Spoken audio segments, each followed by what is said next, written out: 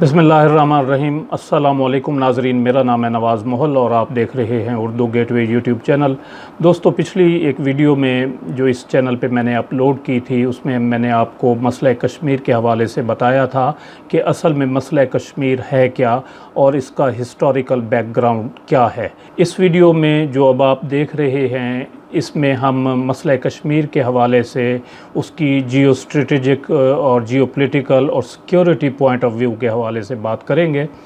और हालिया जो इमरान ख़ान और सदर ट्रंप के माबैन हालिया मुलाकात हुई थी वाशिंगटन में, तो उस हवाले से इमरान ख़ान के मुखालिफिन ये प्रोपेगेंडा कर रहे हैं कि इमरान ख़ान ने मसला कश्मीर पर कोई सौदेबाजी कर ली है या मसला कश्मीर को बेच दिया है वगैरह वगैरह। इस हवाले से भी आप अहबाब को आगाह करेंगे, क्योंकि मेरे व्यूअर्स में से कुछ दोस्तों ने इसकी डिमांड की है कि इस हवाले से भी कोई वीडियो बनाई जाए, यानी मसला कश्मीर की जियो पॉलिटिकल, जियो स्ट्रेटेजिक और सिक्योरिटी पॉइंट ऑफ व्यू के हवाले से, और साथ इमरान ख़ान का इसमें जो किरदार है, कह रहे हैं कि क्या किरदार है इमरान ख़ान का। तो इस हवाले से ये वीडियो है, उम्मीद है आपको पसंद आएगी, जिसे लाइक और शेयर करना ना भूलें और अपनी राय का इजहार इस वीडियो पर आप ज़रूर करेंगे कमेंट सेक्शन में। दोस्तों, तारीख़ी एतबार से रियासत कश्मीर जो है वो जम्मू, लद्दाख और कश्मीर, वादी कश्मीर से लेकर गिलगित बल्तिस्तान के इलाकों पर मुश्तमिल हुआ करती थी। फिर 1948 में कबाइलियों ने और पाकिस्तान की आर्मी ने मिलकर गिलगित बल्तिस्तान और आज़ाद कश्मीर का एक हिस्सा जो है वो आज़ाद करवा लिया, जिस पर अब पाकिस्तान का कंट्रोल है। बाद में 1962 में चीन के साथ जंग में कुछ हिस्सा चीन के पास चला गया, जिसे पाकिस्तान के साथ चीन की बॉर्डर सेटलमेंट मुआहदे की वजह से आप उसको पाकिस्तान का हिस्सा भी कह सकते हैं उस इलाके को। और बाकी हिस्सा जो है जम्मू, लद्दाख और कश्मीर, इसको हिंदुस्तान ने अपने आइन के आर्टिकल 370 के ज़रिए खसूसी हैसियत देकर अपनी अमलदारी इस इलाके पर कायम कर ली। रियासत कश्मीर का मजमूई रकबा जो है वो 86,000 मुरब्बा मील से कुछ कम है, और इसे आप रकबे के एतबार से इन हिस्सों में तकसीम कर सकते हैं कि पाकिस्तान के पास 30,000 मुरब्बा मील से कुछ ज़्यादा का इलाका जो है वो उसके कंट्रोल में है। चीन के पास 16,500 मुरब्बा मील का इलाका है जिस पर वो कंट्रोल रखता है, लेकिन उसने पाकिस्तान के साथ बॉर्डर सेटलमेंट मुआहदे के साथ तहत जो है वो इलाका पाकिस्तान को दिया हुआ है, या यूँ समझें कि इस इलाके पर भी पाकिस्तान का कंट्रोल है। और भारत के पास तकरीबन 40,000 मुरब्बा मील का इलाका है जिस पर उसका कंट्रोल है। यूँ इंडिया के पास तकरीबन 47%, 47%, जबकि पाकिस्तान के पास डायरेक्टली 35% जो आज़ाद जम्मू कश्मीर का इलाका है वो, और गिलगित बल्तिस्तान का, और मज़ीद 19% जो चीन की तरफ से हमें जो दिया गया है बॉर्डर सेटलमेंट मुआहदे की वजह से, जिस पर हमारा कंट्रोल है। तो कुल मिलाकर 53% इलाके पर पाकिस्तान का कंट्रोल है। अब देखते हैं भारत के ज़ेर तसल्लुत जो कश्मीर है उसको।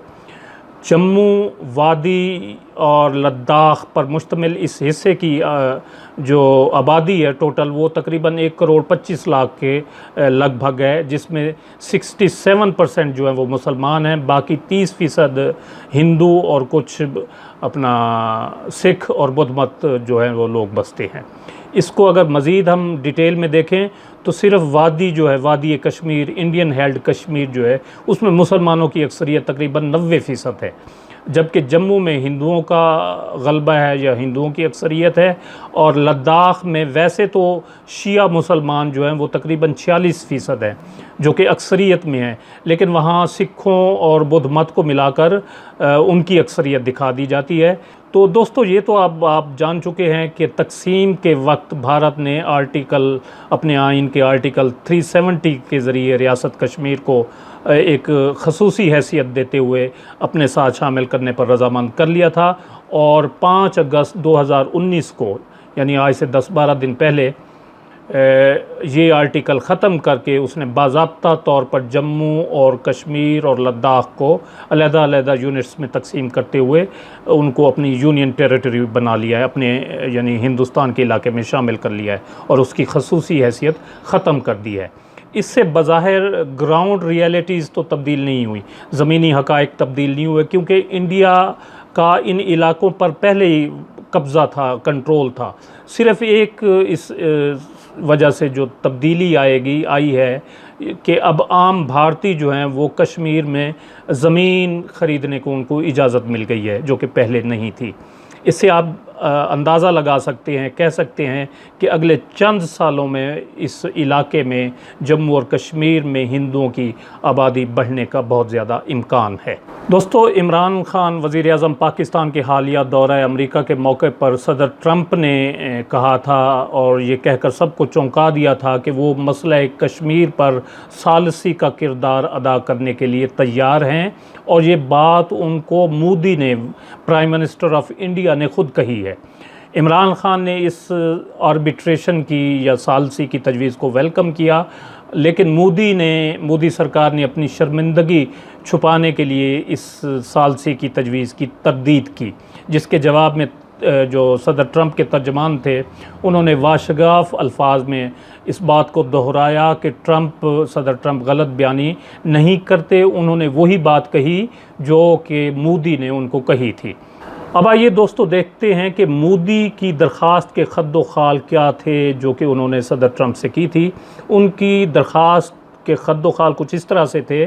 कि पाकिस्तान गिलगित और बल्तिस्तान के इलाके को अपना हिस्सा बना ले, इंडिया हिंदू अक्सरियत वाले इलाका जो है जम्मू उसको अपना हिस्सा बना ले, और इसके साथ साथ लद्दाख जहाँ पर गैर मुस्लिम अक्सरियत में है वो भी इंडिया के पास चला जाए। बाकी बचा पीछे आज़ाद कश्मीर और इंडियन हेल्ड कश्मीर या श्रीनगर का इलाका, या तो वो उन्होंने कहा कि आज़ाद कश्मीर पाकिस्तान और श्रीनगर जो है वो इंडिया ले जाए, या फिर इन दोनों को इकट्ठा करके एक कंट्रोल्ड स्टेट बना दी जाए जिसका सरहदी अख्तियार जो है वो इंडियन मिलिट्री के पास हो, इंडियन फ़ौज के पास हो, ताकि वो अपनी सरहदों की हिफाजत कर सके, सरहदों को महफूज बना सके। अब इस मंसूबे में हिंदू बनिए की आप चालाकी देखें कि इंडिया गैर मुस्लिम अक्सरियत वाले इलाकों यानी जम्मू और लद्दाख को अपना हिस्सा बना ले और पाकिस्तान गिलगित और बल्तिस्तान को अपना हिस्सा बना ले। रही बात आज़ाद कश्मीर और इंडियन ऑक्युपाइड कश्मीर की,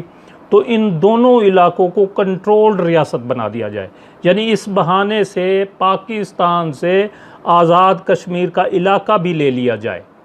और इस कंट्रोल्ड रियासत का सरहदी अख्तियार जो है वो इंडियन फ़ौज के पास हो। अब इस मंसूबे में आप हिंदू बनिए की चालाकी, मक्कारी और अय्यारी को महसूस कर सकते हैं, लेकिन वज़ीर आज़म इमरान खान ने इस मंसूबे को यकसर तौर पर मुस्तरद कर दिया।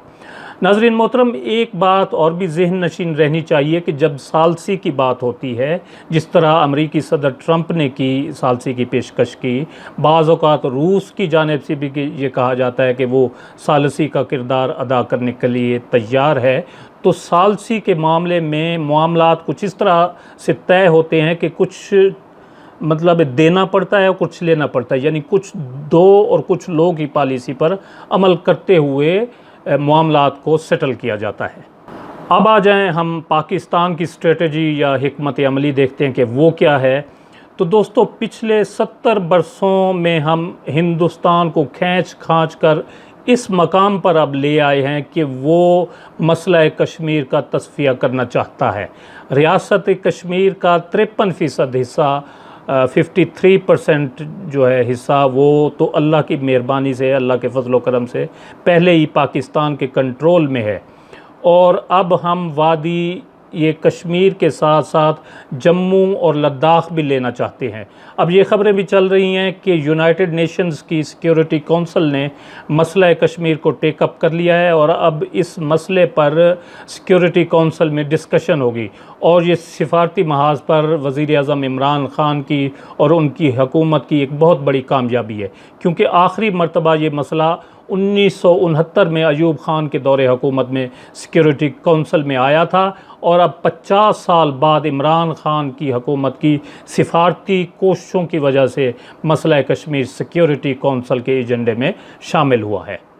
मोदी सरकार ने अपने पांव पर ख़ुद कुल्हाड़ी मारी है आर्टिकल 370 ख़त्म करके। इंशाअल्लाह अब पहले मरहले में वादी आज़ाद होगी, जो कि अल्लाह की मेहरबानी से पूरी हमें उम्मीद है अल्लाह की मेहरबानी से कि वो जल्द आज़ाद होने जा रही है। लेकिन हम अब इसी पर इक्तफ़ा नहीं करेंगे, बल्कि हम अगले मरहले में लद्दाख भी मांगेंगे और ना मिलने की सूरत में वही कुछ दोबारा होगा जो 70 साल से होता चला आ रहा है। जिस तरह रूस जैसे ताकतवर मुल्क का कई हिस्सों में बंटवारा हुआ, इंशाअल्लाह ताला अगले बरसों में भारत के साथ भी वही कुछ होगा। अभी मैं ख़बरों में देख रहा था, एक ख़बर चल रही थी कि नागालैंड ने बाकायदा तौर पर इंडिया से अलहदगी का ऐलान करते हुए आज़ादी का ऐलान कर दिया है और उन्होंने अपना परचम और कौमी तराना तक तरतीब दे दिया है।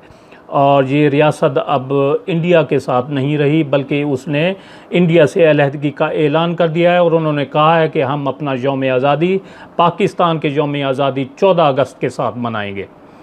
तो पाकिस्तानी दोस्तों, कौम तसल्ली रखे और अपनी क़यादत पर, फ़ौज पर एतमाद रखे। फ़ौज तो कश्मीर के मामले पर 1948 में भी पीछे नहीं हटी थी, जब उसके पास वसाइल नहीं थे। अब तो अल्लाह का करम है, ना असले की कमी है और हमारे पास एटमी मवाद भी मौजूद है। लेकिन जब जब भी हमें हज़ीमत का सामना करना पड़ा तो हमारी सियासी क़यादत अपने मफादात के तहत पीछे हटती रही, जैसा कि 1999 में कारगिल के मामले पर हुआ कि पाकिस्तानी फ़ौज तकरीबन काबज़ हो चुकी थी कारगिल के इलाके पर, लेकिन नवाज़ शरीफ की हुकूमत ने अपनी फ़ौजों को पीछे बुलाया और हमें यूँ हज़ीमत का सामना करना पड़ा। तो आप दोस्त, पाकिस्तानी कौम जो है वो तसल्ली रखे, एतमाद करे अपनी क़यादत पर। इस वक्त इमरान ख़ान और आर्मी चीफ़ और पाकिस्तानी फ़ौज के दरमियान बेहतरीन ताल्लुकात हैं और आप तसल्ली रखें और अपनी क़यादत पर एतमाद रखें। तो ये थी दोस्तों आज की वीडियो, जो उम्मीद है आपको पसंद आई होगी, जिसे लाइक और शेयर करना ना भूलें और अपनी राय का इज़हार कमेंट सेक्शन में ज़रूर करें।